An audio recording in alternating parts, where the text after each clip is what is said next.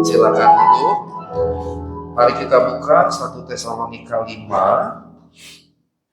ayat yang ke-14. Ayat yang ke-14 sampai yang ke-22. 1 Tesalonika 5 ayat 14 sampai 22.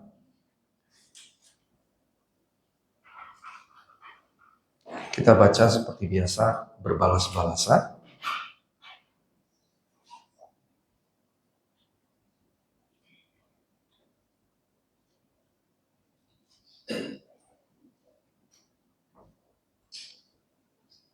Saya baca ayat yang ke-14 dan yang genap, Ibu Bapak yang ke-15 dan yang ganjil.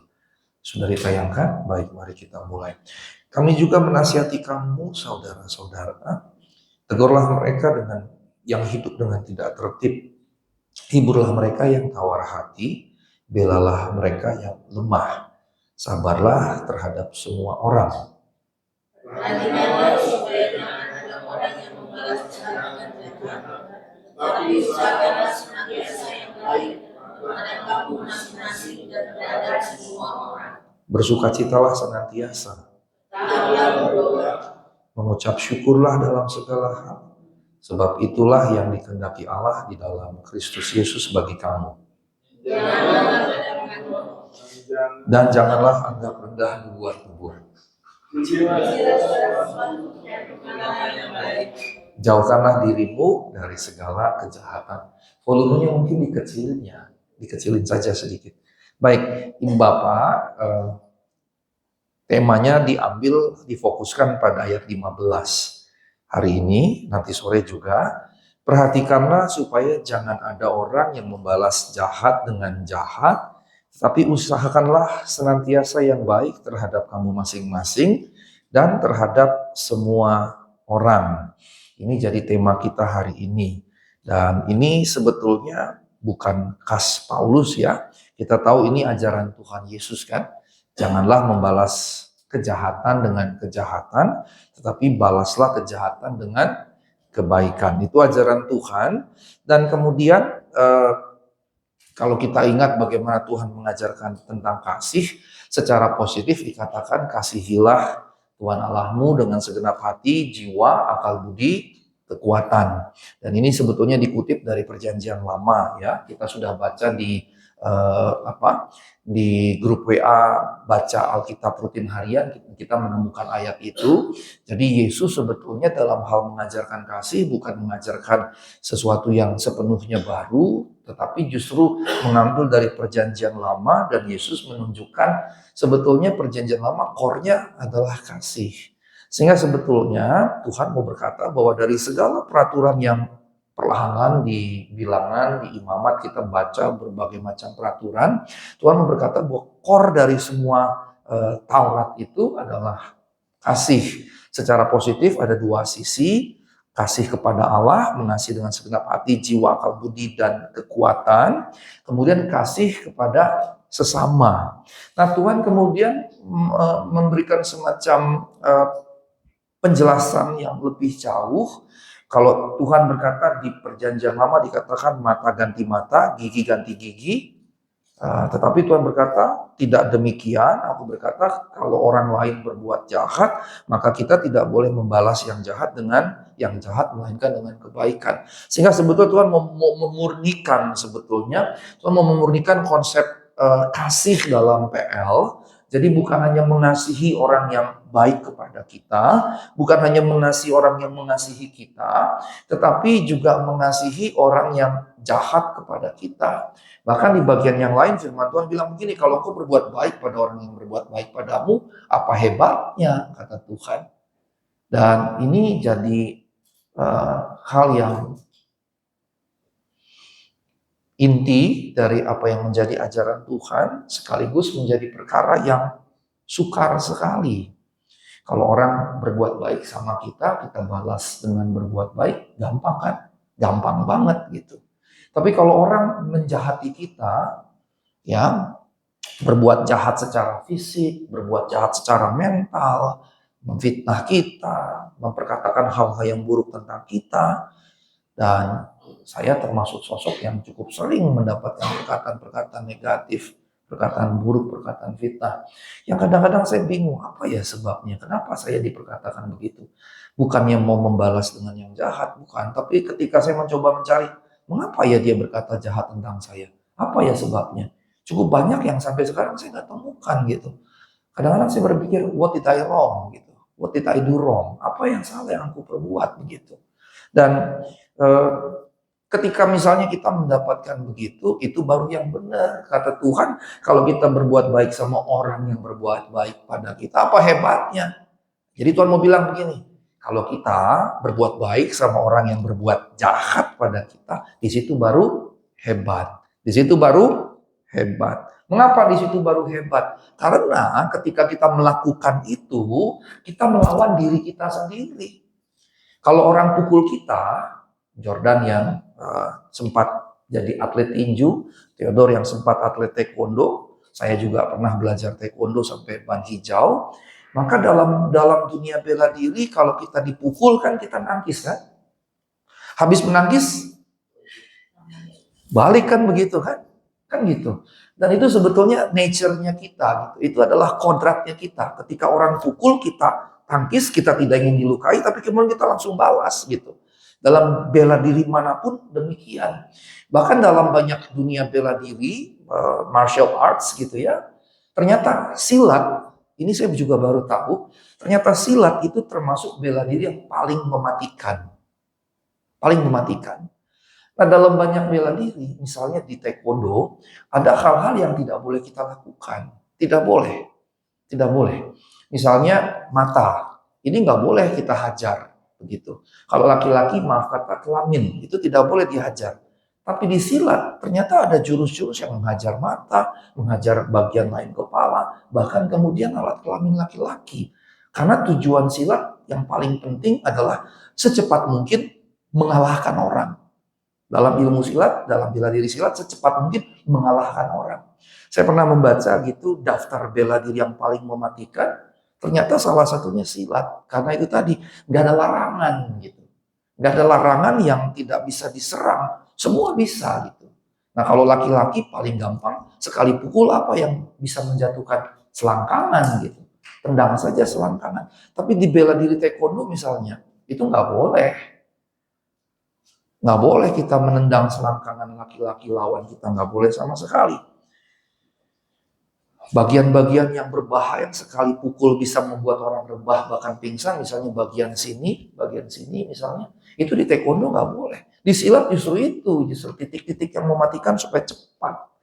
Nah intinya adalah bela diri itu sebetulnya menekankan bahkan memperbesar naluri kita untuk membalas begitu. Bela diri itu justru memotivasi kita untuk membalas ketika orang pukul kita tangkis, kita pukul balik. Dan kalau bisa dia nggak pukul balik lagi, kita hajar di titik-titik yang mematikan tadi begitu. Di bagian sini, mata itu bisa dicolok begini, begitu kan. Terus kalau selangkangan tinggal ditendang angkat begini. Kalau di taekwondo kan nggak boleh tendang begitu tuh nggak boleh. Dia harus miring begitu atau miring ke kiri atau miring ke kanan atau menyamping begini. Tapi nggak boleh straight langsung nendang. Nggak boleh sama sekali. Itu kami bisa ditegur bahkan dihukum oleh gurunya begitu. Nah sekali lagi ini bicara nature. Nature kita itu membalas yang jahat dengan yang jahat. Itu nature. Makanya firman Tuhan bilang, kalau kamu membalas yang baik dengan yang baik, apa hebatnya? Tapi kalau kamu membalas yang baik, yang jahat dengan yang baik, kamu hebat berarti dari kalimat itu. Secara tidak langsung. Mengapa hebat? Karena itu tadi, melawan kodrat kita.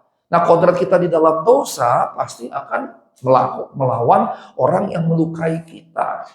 Nah karenanya berarti kekristenan itu berarti berbicara mengenai melawan kodrat dosa. Kemarin saya habis ibadah WPI di sini, saya ke GKI Puri Indah dan mereka meminta dan cukup banyak GKI yang meminta saya berbicara selain hermeneutika, tafsir segala macam itu dunia roh. dunia gaib, okultisme, dan eksorsisme. Tapi kemarin saya jelaskan dari perspektif psikologis dan saya katakan kepada mereka bahwa entah kita percaya roh jahat ada atau tidak, masuknya roh jahat yang mengganggu bahkan merasuk seseorang itu karena jiwa yang retak. Nah, dan saya katakan tiap kita itu semua punya jiwa yang retak. Hanya bedanya ada yang retaknya tipis, ada yang agak lebar, ada yang gede banget gitu. Ada yang gede banget gitu. Kalau retaknya tipis itu kayak ban bocor halus. Kalau ban bocor halus berhari-hari juga masih bisa dipakai gitu. Tapi kalau ban robek besar, sebentar saja bannya langsung flat. Kalau dipaksa bannya bisa robek, mobil juga bisa jadi rusak begitu. Nah, saya katakan bahwa setiap kita itu punya bocor halus minimal, bahkan mungkin bisa lebih besar bocornya. Apalagi kalau kebocoran itu, keretakan itu tidak ditangani. Kemalasan itu keretakan jiwa. Jangan kita berpikir kalau kita malas itu bukan retak jiwa. Apalagi kalau kita super malas gitu. Kemalasan itu retak jiwa. Saya katakan juga kepada mereka kemarin, sombong itu juga retak jiwa. Karena yang benar itu rendah hati. Maka kalau kita sombong, jiwa kita retak. Begitu. Nah kalau tidak ditangani, makin lama makin besar. Kemalasan kalau tidak ditangani, makin lama akan makin malas. Makin lama tidak akan punya inisiatif untuk berbuat apapun. Nah saya mau beritahu, orang yang sombong tidak akan dipakai Tuhan. Orang yang malas juga tidak akan dipakai Tuhan. Bagaimana Tuhan bisa memakainya? Disuruh bangun, nanti lagi Tuhan, tidur dulu dibangunin lagi, nanti dulu Tuhan, ntar lagi Tuhan gak bisa berkarya dengan orang-orang yang sombong, dengan orang-orang yang malas. Gimana Tuhan mau berkarya? Dia gak punya spirit di dalam kehidupannya begitu. Nah, keretakan jiwa ini yang harus kita kemudian perbaiki. Nah, tadi saya katakan sombong itu retak jiwa, kemudian malas itu retak jiwa, kemudian pendendam itu retak jiwa. Kalau lo buat jahat, gue balas gitu. Nah, rekan-rekan, kalau saya kemudian jelaskan sedikit dari aspek psikologis, karena ini penelitian bukan saya yang mengatakan, ini Profesor William James yang dia berkata, entah roh jahat ada atau tidak, roh itu bisa mengganggu kita karena ada keretakan jiwa. Maka keretakan jiwa itu pintu masuk, entry gate bagi gangguan-gangguan roh itu. Nah makin kita tidak tangani, retak jiwanya makin lama makin lebar. Nah ketika dia makin lama makin lebar, dia akan makin menghasilkan persoalan demi persoalan. Jadi kalau misalnya kita sudah berulang-ulang mendengar firman, jangan sombong karena kesombongan itu retak jiwa. Kita berkata pada diri kita sendiri, Asigor jangan sombong, Asigor jangan malas, Asigor ayo rendah hati, Asigor ayo rajin, tekun, dan seterusnya. Nah ketika kita rendah hati, Tuhan berkata akan mengangkat orang yang rendah hati, tapi justru menjatuhkan orang yang congkak. Begitu. Berlaku dalam segala aspek. Nah, saya barusan saja berbagi di grup Logos. Saya baru lihat hari ini, jadi hari ini official, tapi minggu lalu saya sudah sampaikan. Waktu saya kecelakaan kemarin itu tanggal 10, sebetulnya 10 sampai 16 Juli kemarin itu saya seharusnya dari Taiwan. Saya harusnya dari Taipei pergi ke Yunchi kalau saya nggak salah nama daerahnya. Dan saya harus presentasi makalah karena makalah saya sudah diterima. Tapi karena ada beberapa hal seperti urusan dengan kampus dan juga dengan Theodore di Jatinangor, saya tidak berangkat ke Taiwan. Saya membatalkan padahal saya sudah dapat ya sedikit beasiswa gitu untuk akomodasi dan lain-lain. Tiket pesawat masih saya tanggung. Nah ketika saya tidak datang, rupanya di pertemuan itu saya diangkat jadi executive committee member. Dan tadi pagi saya lihat websitenya dan baru official dimasukkan di website nama saya. Dan bagi saya ini adalah kabar baik ketika 2 minggu ini saya masih bergumul dengan kecelakaan yang kami alami, tabrakan beruntun begitu, dan istri saya sempat sakit kepala beberapa hari, pundak saya juga yang mengalami inflamasi justru makin sakit begitu. Senin saya jadwal untuk disuntik supaya inflamasinya bisa berkurang begitu, dan terapis dengan dokter fisioterapi berkata ini bisa berbulan-bulan, bisa 8 bulan, bahkan setahun gitu. Jadi saya kalau ngangkat begini saya bisa dengan mudah, ini saya nggak bisa ngangkat dengan mudah. Nah ini cuma mentok begini. Kalau ke belakang ini sudah sakit sekali begitu. Nah di tengah-tengah keadaan itu saya dapat kabar ini kabar baik yang luar biasa gitu. Eh, Minggu lalu saya sudah ceritakan, tapi hari ini baru saya share. Karena minggu kemarin saya sampaikan hanya secara lisan, dan saya belum beritahu kemana-mana karena belum official. Sekarang di websitenya sudah ada dan jadi official. Dan saya adalah dosen STT Jakarta mungkin yang pertama yang jadi eksekutif komite. Bahkan saya adalah pendeta GBI, pendeta Pentakosta yang pertama, bukan hanya di GBI mungkin, tapi di Indonesia bahkan di Asia, yang jadi eksekutif komite dari Society of Asian Biblical Studies ini. Poin saya apa? Kan kalau saya malas, nggak mungkin kan saya diminta di situ kan? Kan nggak mungkin. Saya tiba di situ kan nggak tiba-tiba tenang gitu, enggak. Itu bukan mukjizat. Itu adalah hasil dari kerja keras sepanjang kehidupan sejak saya mulai sekolah teologi begitu. Jadi kita tidak alkitabiah sebetulnya kalau kita dapat mukjizat truk begitu, tidak. Yang alkitabiah semuanya harus kita jalani dengan tekun secara bertahap demi tahap demi tahap begitu. Ini yang harus kita lakukan.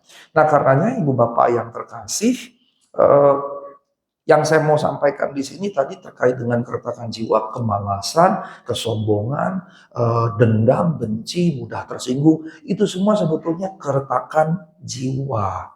Keretakan jiwa. Nah kalau kita tidak tanda tangani, dia akan makin lama makin besar. Makin lama makin besar begitu. Nah kalau misalnya sebagai hamba Tuhan begitu, kalau kita sombong, wah itu akan makin parah tuh. Lama-lama kalau hamba Tuhan sombong, dia akan merasa dia malaikat, bahkan mungkin dia merasa dia nabi, atau mungkin merasa dia rasul, atau bahkan kayak di Afrika kan banyak yang menggelari dirinya apostel kan. Bahkan bisa menyamakan dirinya dengan Mesias, bahkan dengan Tuhan sendiri begitu. Dan ini terjadinya tidak tiba-tiba, terjadinya juga sama, bertahap gitu. Kesesatan tidak tiba-tiba terjadi jadi sesat. Nah, ibu bapak yang terkasih dalam Tuhan Yesus Kristus, kembali kepada pokok kita. Ayat 15 dikatakan, perhatikanlah supaya jangan ada orang yang membalas jahat dengan jahat, tetapi usahakanlah senantiasa yang baik terhadap kamu masing-masing, terhadap semua orang. Tadi saya katakan bahwa membalas yang jahat dengan yang jahat itu gampang karena itu nature. Makanya Tuhan katakan apa hebatnya. Tapi membalas yang jahat dengan kebaikan itu yang hebat karena melawan natur kita. Nah kita harus menggumuli natur kita supaya retak-retak itu makin lama bukan makin lebar. Tapi lama-lama makin tipis, makin tipis, makin tipis, makin tipis, makin tipis. Akankah bisa hilang sempurna? Tidak. Sempurnanya nanti waktu di surga. Tapi paling tidak makin lama makin tipis. Makin lama makin tidak lagi membalas kejahatan dengan kebaikan, dengan kejahatan, tapi membalas kejahatan dengan kebaikan. Awalnya mungkin rasanya berat, dia jahat sama gue, masa gue mesti baik, tapi kita paksakan. Awalnya paksanya seperti berat sekali, tapi kalau kita terus lakukan, lama-lama beratnya akan berkurang, sampai kemudian kita lega melakukannya. Sampai kita melakukannya dengan biasa saja gitu, dengan lega betul-betul. Nah, karenanya kemudian di sini dikatakan perhatikanlah, yang berarti kita mesti memberikan perhatian, kita mesti memberikan konsentrasi pada apa yang kita lakukan, pada segala yang kita kerjakan, baik sebagai aksi maupun sebagai reaksi gitu. Jangan misalnya kita memulai yang jahat, kita harus memulai yang baik, itu aksi, tapi juga sebagai reaksi jangan kita menyambut yang jahat dengan yang jahat, tapi menyambut merespons yang jahat dengan yang baik. Artinya ketika dikatakan perhatikanlah, kita harus betul-betul waspada melihat itu. Nah itu akan membentuk kita tiba pada apa? Ketika kita buat salah, batin kita akan bilang, Asigor kamu salah. Begitu. Batin kita akan bilang, akan tiba pada Asigor kamu salah. Kita akan tiba gini, Asigor kamu harusnya tadi gak ngomong kata-kata itu. Asigor kamu seharusnya tidak berlaku begitu. Dan seterusnya. Di sisi yang lain, hati kita akan mendorong kita, ayo kamu lakukan ini. Hati kita mendorong, ayo kamu lakukan ini. Hati kita berkata, kamu tolong dia. Hati kita berkata, kamu bantu dia. Hati kita berkata, lakukan itu. Kalau kita melatihnya terus menerus begitu. Tetapi sekarang coba kita pertanyaan reflektif. Seberapa hati kita berbicara bagi kita? Dan ketika hati kita berbicara, yang positifkah yang disampaikan? Yang negatifkah yang disampaikan? Kalau yang negatif, paling tidak hatimu masih berbicara. Perbaiki yang negatif. Kalau yang positif yang disampaikan, setia lakukan itu. Kalau positif yang disampaikan, setia lakukan itu. Kembangkan terus. Yang jadi persoalan apa? Ketika hati kita sudah tidak bicara. Ketika hati kita sudah tidak bicara, yang benar jadi salah, yang salah jadi benar. Ketika hati kita sudah tidak bicara, maka kita memperkatakan apapun tidak ada gangguan hati. Ketika kita melakukan apapun tidak ada lagi gangguan hati. Ketika kita tidak mengerjakan yang baik, tidak ada gangguan hati. Bahkan ketika kita mengerjakan yang jahat, juga tidak ada gangguan hati. Maka karenanya teman-teman sekalian, ibu bapak sekalian, kalau ada yang berlaku jahat kepada kita, terus dia malah ngerasa dia benar, kita yang salah. Berarti apa? Hati nuraninya sudah tidak berbicara. Kita jangan marah sama dia. Gitu. Justru yang kita mesti lakukan, kita mendoakan. Supaya apa? Supaya pelan-pelan hati nuraninya mulai bicara lagi. Mulai mengingatkan, kamu tadi begini, kamu melakukan yang salah. Pelan-pelan berproses, oh kamu harus lakukan. Dan dia kemudian setia begitu. Ini yang harus kita pahami. Jadi kalau ada orang berbuat jahat sama kita mesti paham. Itu berarti ada dari hati nurani begitu. Makanya Paulus katakan, firman Tuhan di sini katakan, perhatikanlah supaya jangan ada orang yang membalas yang jahat dengan yang jahat. Kalau dia berbuat jahat kepada kita, kita mesti mengerti di dalam hatinya sangat mungkin yang jahat itu benar baginya. Sangat mungkin. Sangat mungkin. Kemarin waktu kecelakaan itu, beberapa kernet bus yang menabrak kami, Ibu Bapak sudah lihat gambarnya sebagian besar ya, mungkin atau kalau nggak semua. Ada kernet-kernet yang bahkan berkata, oh, kami nggak salah, itu mobil yang di depan yang salah gitu. Udah begitu pun faktanya, toh masih ada yang bisa berkelit, kami nggak salah, itu mereka truk-truk yang di depan yang salah. Bayangin, berarti hati nuraninya sudah terbentuk seperti itu gitu. Hati nuraninya sudah terbentuk seperti itu.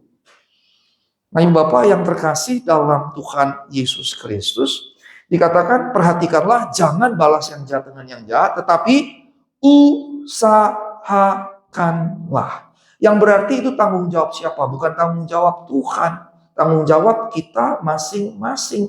Kita harus berusaha mengerjakan yang baik. Dikatakan di situ usahakanlah. Yang menariknya Bapak yang terkasih, kalau dalam bahasa Inggris dikatakan begini, always pursue. Kalau di New International Version, always strive to do what is good. Dan ini menjadi menarik, selalu berusahalah. Kalau bahasa Indonesia,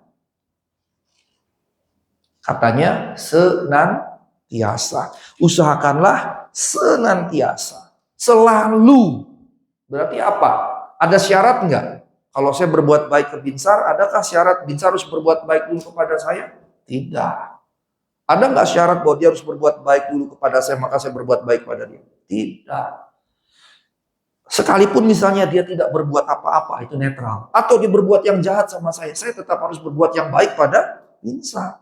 Itu prinsip dasar kekristenan loh. Ini baru prinsip dasar.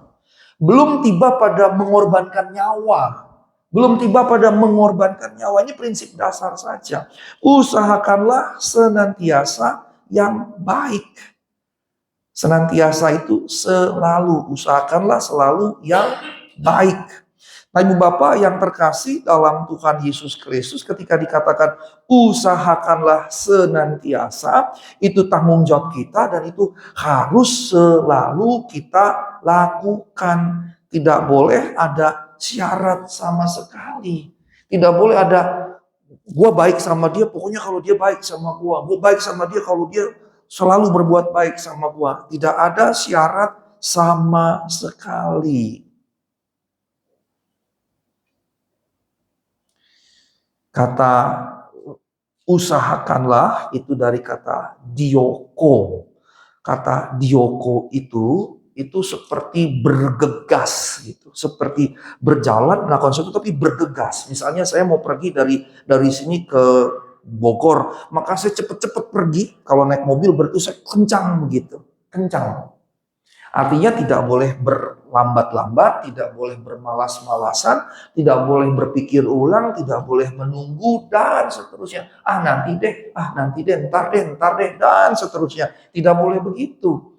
Maka ketika dikatakan usahakanlah, maksudnya bergegaslah, berjuanglah, bergegaslah, cepat-cepatlah. Jangan menunda. Makanya firman Tuhan bilang, jika engkau tahu berbuat baik, engkau tidak melakukannya, engkau berdosa. Nah, Ibu Bapak yang terkasih dalam Tuhan Yesus Kristus, bagian ketiga di ayat 15 ini terhadap kamu masing-masing dan terhadap semua orang. Kamu masing-masing ini kepada siapa? Paulus berkata kepada jemaat di Tesalonika. Berarti dalam konteks kita ya di gereja kita, Logos Church ini gitu. Di Logos Church ini. Maka sebelum bicara keluar dulu di sana, di sini gitu. Di sini kalau dalam bahasa militer ini kawah candra di mukanya. Tempat training campnya kalau bahasa Inggrisnya. Candra di muka, kawah candra di muka, tempat kita digembleng. Maka di sini betul-betul kita harus wujudkan. Selain di sini di mana? Di rumah kita masing-masing, karena gereja terkecil itu rumah, baru kemudian gereja ini begitu. Nah, perhatikan terhadap kamu masing-masing dan terhadap semua orang.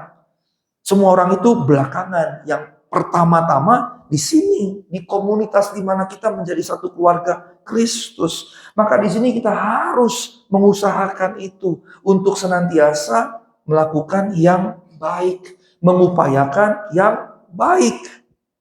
Persoalannya lagi nih, ketika dikatakan usahakanlah senantiasa yang baik, persoalannya lagi nih, kita sudah tahu yang baik itu apa belum? Begitu. Kita sudah tahu yang baik itu apa belum? Nah, kalau kita tidak melakukannya, sebetulnya kita tidak tahu apa yang baik itu. Nah, dalam pengambilan keputusan etika Kristen itu ada 4 prinsip dasar. Baik atau buruk, benar atau salah, tepat atau keliru, bertanggung jawab atau ceroboh. Ini 4. Jadi kalau kita ngambil keputusan, prinsipnya 4 ini.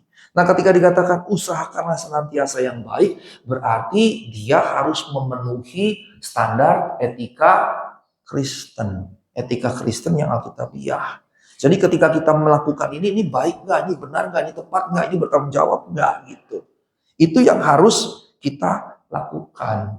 Nah, rekan-rekan sekalian, apa yang saya sudah sampaikan di bagian yang ke-15 ini, ya, sebetulnya kemudian dimulai ayat 12 sampai 14, kemudian ayat 16 sampai ayat yang ke-22, itu lebih pada penjabaran. 15 itu kayak core-nya gitu. Core-nya itu adalah kasih.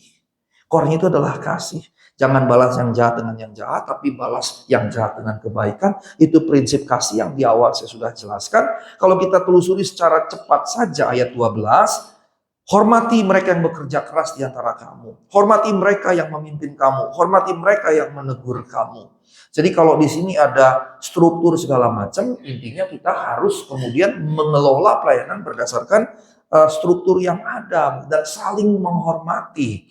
Kemudian dikatakan di sini ayat 14, tegurlah mereka yang hidup dengan tidak tertib, hiburlah mereka yang tawar hati, belalah yang lemah, dan sabarlah terhadap semua orang. Ini kan tindakan-tindakan konkret ya. Nasihati, saling menasihati. Menasihati itu antara lain mencakup memberikan penghiburan. Kemudian kalau ada yang tidak tertib, tegur. Jadi kalau ada di sini, terutama anak-anak muda, kalau misalnya entah saya, entah Pak Wakil Gembala, atau mungkin Pak Hari, salah penatua kita di sini, kemudian menegur anak-anak muda, jangan marah, jangan kesel. Besok gue nggak mau lah ke Logos lagi. terus kemudian nggak datang lagi, kemudian mengucapkan hal-hal yang negatif di luar sana, berarti engkau sudah melanggar firman, begitu. Mengapa? Karena di sini kami juga menasihati kamu. Jadi kita harus saling menasihati, dan saling menasihati itu menegur. Kalau ada yang ditegur, jangan marah. Justru berarti kita dikasihi oleh keluarga kita di sini dan dikasihi oleh Allah. Karena Tuhan bilang yang kukasihiku hajar, begitu. Nah, kalau dikatakan kalau kamu tidak dihajar Tuhan, kamu anak gampangan. Loh, kalau anak gampangan mengerikan loh. Kalau kita dianggap anak gampangan oleh Tuhan, mengerikan. Karena at any time Tuhan bisa memuntahkan kita. Nah, kalau Tuhan memuntahkan kita, itu ngeri sekali. Ngeri sekali. Ngeri sekali. Nah, Ibu Bapak yang terkasih, kemudian dikatakan di sini, hiburlah mereka yang tawar hati. Berarti kita juga harus saling menghibur, saling menguatkan, begitu. Belalah yang lemah. Kalau di sini ada yang lemah, kita harus berbagi. Pak Sigor, Pak Niko, saya begini nggak mampu, gini. Kita harus kemudian saling bercerita secara tulus untuk kemudian kalau kita bisa membela, menolong, menopang, kita lakukan, gitu. Ya, kalau secara materi kita beda-beda begitu, tetapi kecelakaan saya kemarin ketika saya di mobil itu, kanan itu mobil betul-betul nempel dengan truk seperti ini, itu kalau Tuhan tidak jagai, mobil sampai ditabrak begini, terus depannya nabrak lagi, itu nggak terangkat kebalik begini, atau nggak terguling-guling begini, itu kalau bukan Tuhan tidak mungkin. Bayangkan dihajar sedemikian rupa begitu, dihajar sedemikian rupa. Nah, ketika dia nempel begini, sekejap itu sebetulnya kami berlima bisa mati. Jadi kalau kami hidup sekarang, kami hidup itu karena Tuhan jagai. Nah, kemudian istri saya sempat bertanya, mobil gimana? Ya sudahlah, kita punya asuransi all risk premium, asuransi akan menggantikannya, bahkan towing dari Purwakarta pun akan ditanggung oleh asuransi. Yang dikeluarkan oleh asuransi jauh berkali lipat lebih banyak daripada iuran tahunan yang kami bayar, gitu. Walaupun jumlahnya juga buat kami besar, tapi buat saya lebih nyaman kalau saya punya asuransi, sehingga kalau ada apa-apa di cover oleh asuransi. Tenang saya begitu. Nah, 3 korban tidak diasuransi, babak belur mobilnya, dan dia kebingungan. Teman-teman saya kebingungan. Nah, yang saya mau sampaikan ketika itu terjadi, slip sedikit saja kami berlima mati. Istri saya nanya, mobil gimana? Saya katakan, ya udah nggak usah dipikirin mobil lah, kalau bisa diperbaiki, perbaiki. Tapi dari situ kita mengerti sekarang. Kami mengerti sekarang. Materi itu tidak boleh mengikat kita. Materi itu tidak boleh menggenggam jiwa kita. Pada saat itu kejadian, saya berpikir gini, kalau saya mati, mobil itu udah gak ada nilainya kan buat saya. Kalau saya misalnya punya tabungan di bank, gak ada gunanya lagi buat saya. Kalau kami punya rumah, gak ada lagi gunanya buat saya. Kalau kami misalnya, gak punya ya, tapi misalnya punya sertifikat berharga, deposito besar, dolar, euro, segala macam. Misalnya katakanlah kami punya itu semua. Kalau sudah mati, berguna? Gak ada gunanya lagi. Kalau misalnya Theo masih hidup, kami yang mati masih jadi warisan buat Theo. Tapi kalau kami berlima kemarin itu mati semua, benar-benar gak ada nilainya sama sekali. Nah, dari situ kemudian saya makin berpikir, saya nggak boleh terikat dengan materi. Dan itu makin saya push keluar gitu. Sehingga kalau misalnya saya memiliki sedikit dan gerejanya butuh, saya nggak akan berat-berat gitu. Bukan karena saya punya banyak uang saya tidak banyak, tapi keterikatan terhadap materi makin berkurang gitu. Makin berkurang. Jadi kalau gereja butuh apa, ya sebisa saya akan membelinya, saya akan sediakan buat pelayanan di sini. Mengapa? Karena sekaligus berbagi saja ya. Gereja ini, gedung ini Tuhan sediakan. Itu kan bukan karena kekuatan kita ya. Ini kan karena pertolongan Tuhan. Tuhan yang menyediakannya. Dan sejak kita mendapatkan ini, tekan kontrak di notaris. Bahkan sebetulnya sejak donatur kita berkata, dari saya 200 juta. Di situ saya mengerti, saya harus habis-habisan di Logos Church ini. Ini memang perkenanan Tuhan. Tuhan berkenan di sini, saya layani betul-betul di sini. Dan kemarin waktu WBI saya katakan, Tuhan pergi ke Tirus dan Sodon demi menyelamatkan satu anak yang dirasuk setan, anak dari perempuan Sirofenisia. Tuhan pergi ke Tirus dan Sidon cuma demi satu perempuan, dia balik lagi gitu. Bayangkan, dia pergi ke luar negeri karena itu di luar Israel. Dia bukan orang Yahudi. Gadara Gerasa juga gitu. Tuhan nyebrang danau yang kadang-kadang ada ombak segala macam. Cuma demi menyelamatkan satu orang, atau versi Matius 2 orang di Gadara Gerasa. Terus habis itu Tuhan balik lagi. Balik lagi, nyebrang lagi. Yang saya lihat adalah gini. Betapa satu jiwa itu berarti buat Tuhan. Di Logos ini kalau saya cenderung memperhatikan pagi kita cenderung kurang banyak. Biasanya kita lebih banyak sore. Sekitar beberapa bulan ini saya memperhatikan kulturnya kita itu sore cenderung lebih banyak dibandingkan pagi hari begitu. Dan kalau saya hitung kita 40-50 overall itu mungkin ada gitu ya, overall. Dan buat saya jangankan 40, kalau lihat Tuhan satu jiwa saja dia layani. Gak ada loh ngerasa saya gak layak dong layani Logos yang kecil. Saya gak layak layani Logos yang cuma segitu dan kebanyakan anak-anak muda. Belum lagi kalau pakai perspektif material, saya nggak layak dong layani Logos yang nggak ada duitnya. Saya harusnya layani gereja yang duitnya banyak. Saya harusnya khotbah di depan ribuan orang dan seterusnya. Apalagi dengan berbagai macam yang Tuhan sediakan pada saya. Saya mengajar sampai ke India, sampai ke Taiwan, sampai ke Austria 2 tahun lalu, dan kemudian sekarang saya diangkat executive committee. Harusnya kan saya layaknya di level begini. Gak ada sama sekali itu. Semua ibu bapak saya mengasihi ibu bapak sekalian. Even satu pun. Mengapa? Teladan kita adalah Yesus. Ketika dia datang ke Gadara Gerasa demi satu orang, dia layani sungguh-sungguh. Maka kita juga harus punya seperti itu. Mentalitas, oh saya layaknya di gereja besar. Oh saya layaknya dapat gaji sekian. Oh saya layaknya dapat posisi sekian. Oh saya layaknya per tahun ini PDP, tahun berikutnya PDM, tahun berikutnya PDT. Oh saya mesti begini. Saya mau beritahu, engkau menaruh dirimu lebih tinggi dari Tuhan. Saya mau beritahu, engkau menaruh dirimu lebih tinggi dari Tuhan. Mengapa? Tuhan tidak pernah memberi syarat itu waktu dia jadi manusia. Adakah di Alkitab yang berkata, sang anak Allah berkata kepada Bapa, ya Bapa, saya boleh jadi manusia ke bumi, saya boleh berinkarnasi, tapi lahir sebagai anak Raja Romawi ya, di kota Roma dengan istana yang besar ya. Adakah Tuhan minta syarat begitu? Gak ada. Gak ada sama sekali. Gak ada sama sekali. Dia jadi sama dengan manusia, dia jadi sama dengan hamba, menjadi seorang hamba jadi sama dengan manusia. Dalam keadaannya sebagai manusia dia taat, bahkan taat sampai mati di kayu salib. Filipi 2 ayat 5b sampai ayat yang 9. Nah ibu bapak yang terkasih, ini yang harus kita miliki kalau kita berkata kita memang mengasihi Allah. Nah, nasihat-nasihat seterusnya kalau kita perhatikan, bersukacita senantiasa ayat 16, tetap berdoa, mengucap syukur dalam segala hal, jangan padamkan roh, jangan anggap rendah nubuat, ujilah segala sesuatu, pegang yang baik. Ayat 22 menutupnya, jauhkanlah dirimu dari segala kejahatan. Nah, rekan-rekan sekalian, ini yang harus kita lakukan. Mari kita saling berbuat baik satu dengan yang lain. Saya sudah pernah khotbah tentang positive thinking. Tadi pagi kami sedang ngobrol sesuatu, saya dengan istri saya. Terus saya berkata begini, ingat selalu positive thinking. Terhadap siapapun, terhadap apapun, dalam keadaan apapun, selalu berpositive thinking. Bahkan ketika ada orang menjelek-jelekan kita, berpikir positif. Bagaimana caranya ketika orang menjelekkan kita berpikir positif itu tadi? Mungkin hati nuraninya tidak bicara lagi. Itulah keadaannya, kita berempati dengan keadaan rohaninya, nuraninya sudah tidak bicara lagi.